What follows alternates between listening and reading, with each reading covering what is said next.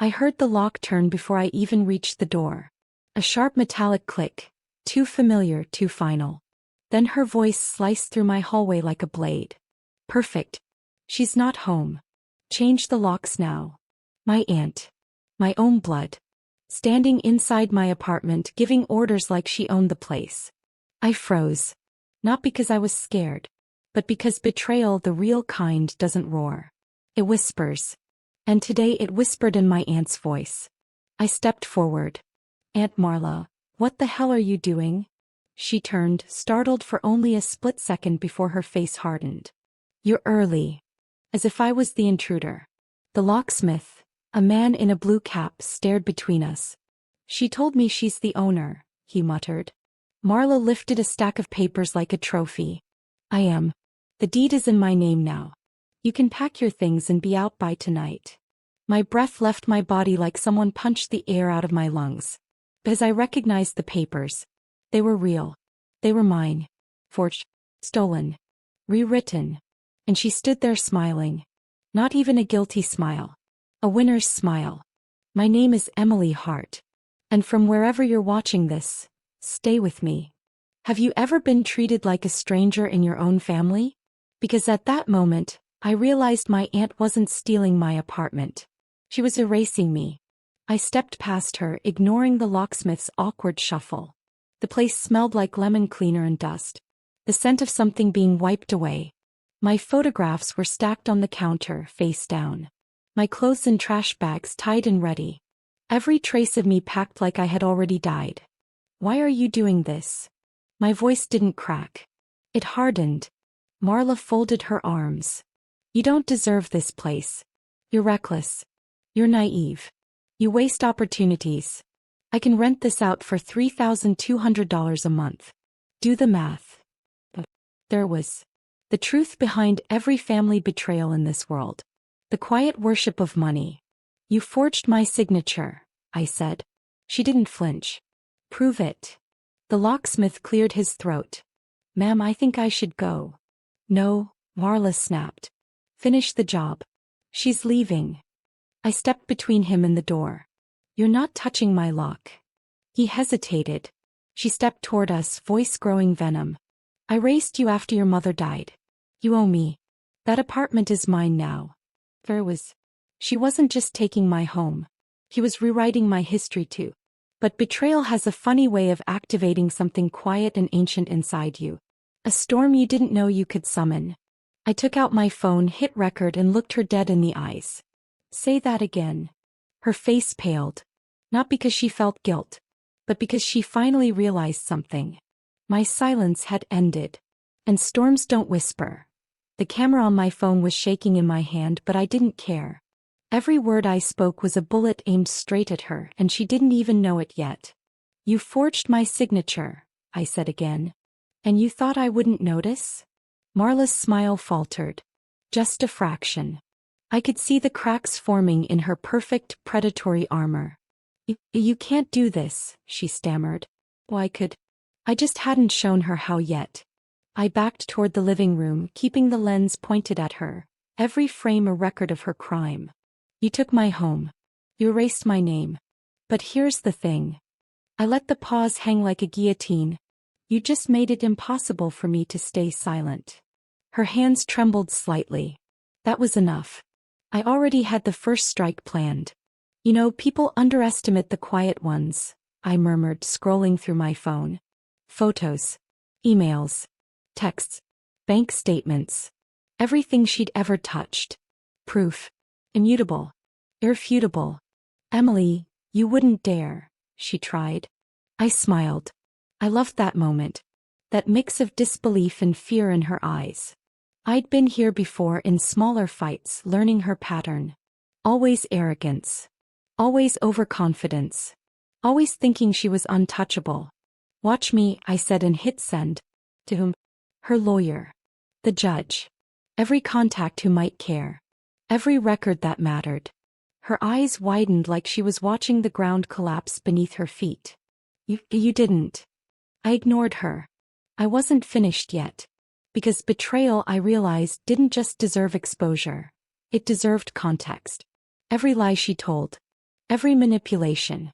Every time she smiled while stepping over me like I was nothing. I started narrating. Into the camera. Into the void.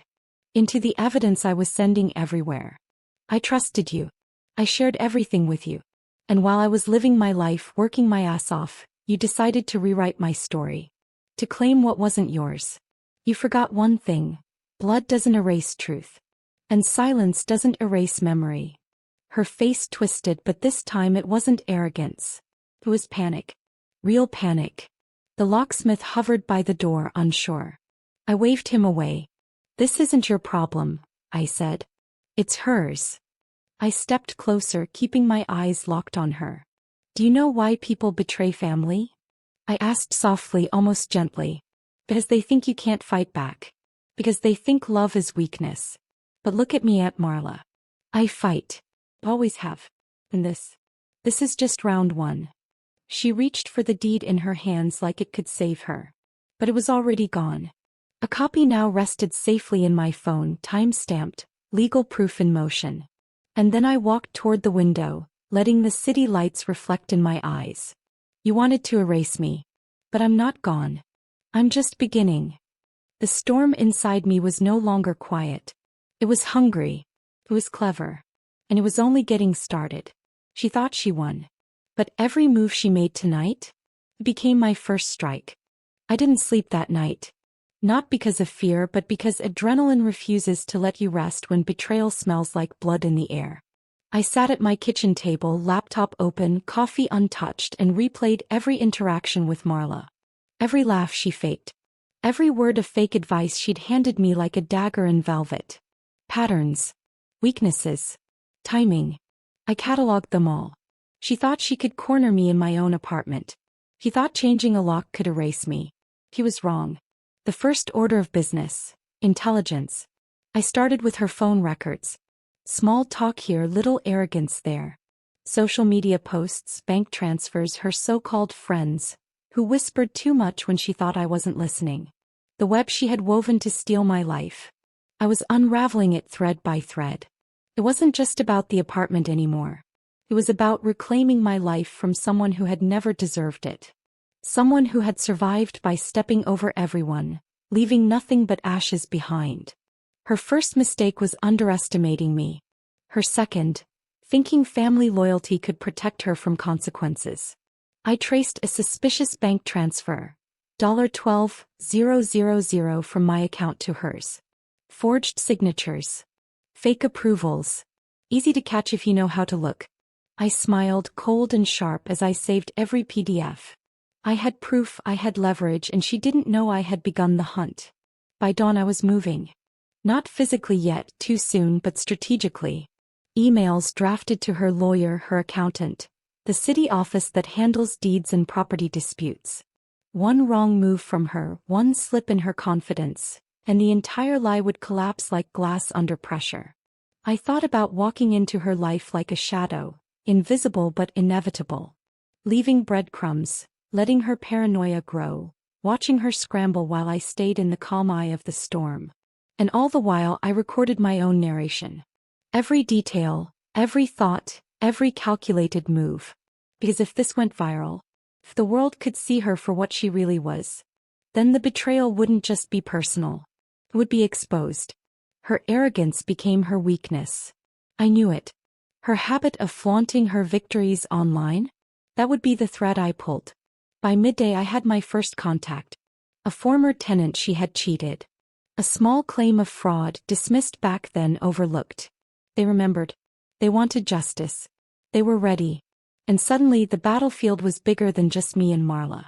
I had allies I hadn't realized existed, quietly waiting for a chance to act. I leaned back in my chair, watching her latest Instagram story. A picture of her smiling in a cafe, coffee in hand, pretending like the war hadn't begun. I took a deep breath, fingers hovering over my keyboard, and whispered to the empty room. You think you're untouchable, but you've just become the target. And targets bleed. The hunt had begun.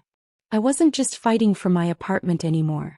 I was fighting for truth, for blood memory, for the life she tried to erase. And by nightfall Marla would start realizing, just realizing, that the storm wasn't coming. It was already inside her walls. Betrayal awakens something dangerous in the betrayed. Something she will never forgive. And I was awake. The phone rang at 6:14 a.m. Most people would ignore a call that early. But I'd been awake for hours waiting. Revenge teaches you to listen for the sound of cracks forming. Emily. Her voice was small. I had never heard my aunt sound small. Are you okay? I asked, all honey and steel. They froze one of my accounts. I could hear her breathing, fast, uneven, like someone running from a shadow that kept pace no matter how fast they moved. They're saying there were unauthorized transfers. That someone reported fraud. I let my silence stretch. Let her drown in it. Then softly. Maybe someone did. She inhaled sharply. You're ruining me. No, I whispered. I'm showing you what you ruined. For a moment she didn't speak. Just breath, ragged, disbelieving, like someone seeing the edges of a cliff they didn't know they were standing on. Emily, you don't understand. I needed that money. There was the excuse, the justification, the cowardice. You needed my apartment too? I asked. You needed my signature? My bank login? My trust? He broke then. I heard it. Not a sob. Not guilt. But the collapse of arrogance. The moment a person realizes they aren't the predator anymore. I can fix this, she said quickly. Just stop whatever you're doing. Oh, Aunt Marla, I breathed, almost tender. I haven't even started. I ended the call. Watched the sunrise paint my ceiling. Prepared the next move. This wasn't about torment. This was about truth.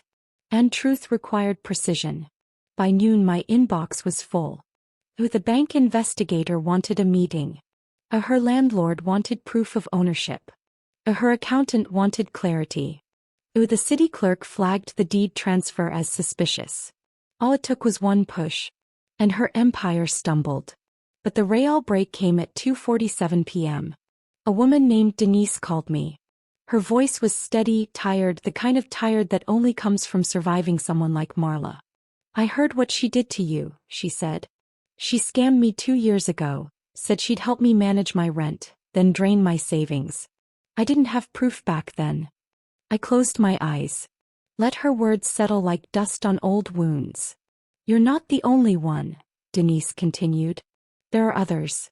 People she hurt. People who stayed quiet. My hand tightened around the phone. I could feel it, the shift. The moment when a personal war becomes a collective one. Would you be willing to talk to a judge if needed? I asked. Denise didn't even hesitate. Yes. Whatever you need. When we hung up, I stared at my reflection in the black screen of my phone. Calm. Focused. Unrecognizable from the woman who found her aunt stealing her home. Revenge wasn't fury anymore. It was purpose. And purpose is unstoppable. I whispered to the empty room almost gently. She thought she broke me.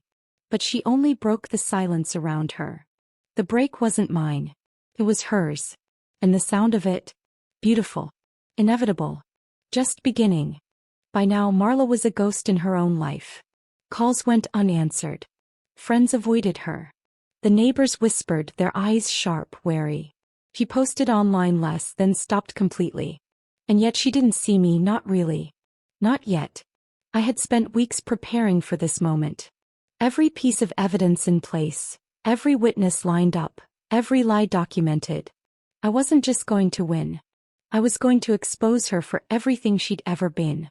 I started with social media. A public post, carefully worded, factual, impossible to deny. Beware of scammers posing as family, I wrote. One of my own tried to steal my home. Proof is being reviewed by authorities. Comments poured in. Friends of friends chimed in. People who had quietly suspected her came forward. Her carefully curated life? Shattered in real time. Then came the phone calls. Her lawyer. Her bank. The city office. Ms. Hart, they said, cautious. We've reviewed your evidence. There's cause for action. The words were music. Cold, precise, vindicating. She tried to call me again. I let it ring. 3, 4, 5 times. Her voice would beg, plead, maybe even scream. But I didn't answer. I didn't need to. Instead, I documented every voicemail, every missed call. Evidence of her panic, of her unraveling. By evening, her apartment was empty. She'd packed the essentials and disappeared, temporarily, but her reputation was gone. People she'd cheated, manipulated, and lied to were now awake. Alert. Waiting. I leaned back, letting the weight of it all sink in. Revenge isn't always explosive. Sometimes it's quiet, methodical. A series of small cuts that add up until the target can't move without bleeding. I took a deep breath and whispered to the dark room. You wanted to erase me. You wanted to make me disappear. But the world sees everything now. And I'm standing. Then came the icing on the cake. The judge's preliminary review. They called. Asked for a meeting. Time and date. Marla would have to answer. Under oath. For the first time she would have to face me. I walked through my apartment, touching nothing, observing everything. Every photograph. Every piece of furniture. Every trace of my life that she tried to steal. I let my fingers linger on the counter where her forged documents had lain. A memory. A scar. A warning. And in that moment I realized. The apartment wasn't just mine. The fight had transformed it. It was a fortress, a testament, a battleground where betrayal met consequence. I stood by the window, city lights reflected in my eyes. A smile curved my lips. The storm was over the horizon and she didn't even see it coming. Exposure isn't vengeance. It's truth in motion. And when the truth moves, it crushes the unworthy. The courthouse smelled of polished wood and tension. I hadn't been nervous. Not really. I had been focused. Every step measured, every breath deliberate. Marla arrived 15 minutes late, as if showing up on her own schedule could erase the avalanche she had triggered. Her eyes darted around the room, searching for allies, for escape routes, for someone to save her from herself. There was no one. I took a deep breath and faced her, letting the silence stretch. Her jaw tightened. She looked smaller than she had in my apartment, smaller than in every photo, smaller than in her lies. The judge cleared their throat. Miss Hart, you are here regarding allegations of fraud, forgery, and attempted theft of property. How do you plead? Marla opened her mouth, then closed it. She faltered. The armor she had worn for decades, the confidence she flaunted like a crown, cracked in real time. I stepped forward. Not aggressively. Not vindicatively. Just present. Thought. Unshakable. Your Honor, I began, voice steady, eyes locked on Marla's. This is my home. My life. Every document she presented was forged. Every transaction unauthorized. Every word she told me to erase myself was a lie. The judge nodded, glancing at the mountain of evidence I had compiled. Contracts, emails, photos, timestamps, and recordings of her own voice admitting everything. Proof so undeniable that even Marla's lawyer looked pale. You don't understand, Marla hissed under her breath. I raced you. I let it hang in the air like a shattered mirror. Raced me? By stealing from me? By erasing my name? That isn't raising. That's taking. That's betrayal. That's cowardice in human form. The judge listened. The room was still, taut like a wire ready to snap. And then came the final blow. The evidence of her prior frauds. People she had scammed, lied to, left in financial ruin. The judge's eyes widened. Marla's face paled. She tried to whisper something, an excuse, a denial, but no one listened. Not me. Not the court. She was alone. By the end of the session, the judge had ruled to reverse the fraudulent transfers, restore my property, and flag her actions for further legal consequences. She sank into her chair, defeated, the echo of her arrogance replaced by silence. I left the courthouse, the crisp November air filling my lungs. I didn't smile. Not really. I simply exhaled, letting the weight of months of planning, fear, and fury lift. For the first time, the apartment felt like mine again, not just as a building but as a symbol. A symbol of resilience, of truth, of standing when someone tried to erase you. And in the quiet of my own living room I whispered, betrayal may try to define us. But justice? Justice tells the story that lasts. The storm had passed. The predator had been exposed. And I was free. Even scars heal, even ghosts fade, and even betrayal bows to truth. The apartment smelled of fresh air and old memories. I walked through the rooms, touching the surfaces lightly, remembering every corner Marla had tried to claim as hers. It was mine again, not because the law said so but because I had earned it back. I thought about the court, about her pale face, about the weight of every lie she had told. She had thought power came from manipulation, from intimidation, from fear. He was wrong. Power comes from truth, persistence, and courage. The calls from Denise and the other victims had stopped. They were finally free too.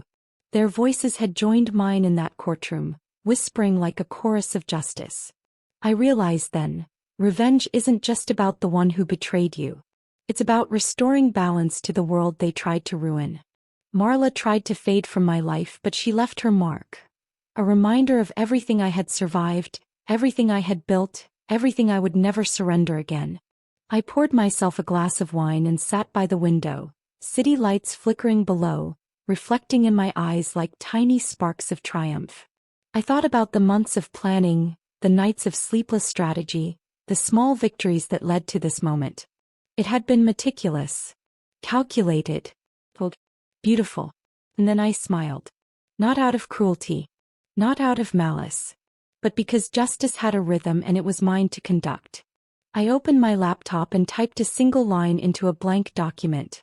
The storm came for those who thought they could erase me. And in the aftermath, only truth remains. I saved it. And then I stood stretching, walking across the living room, feeling the weight of the air around me.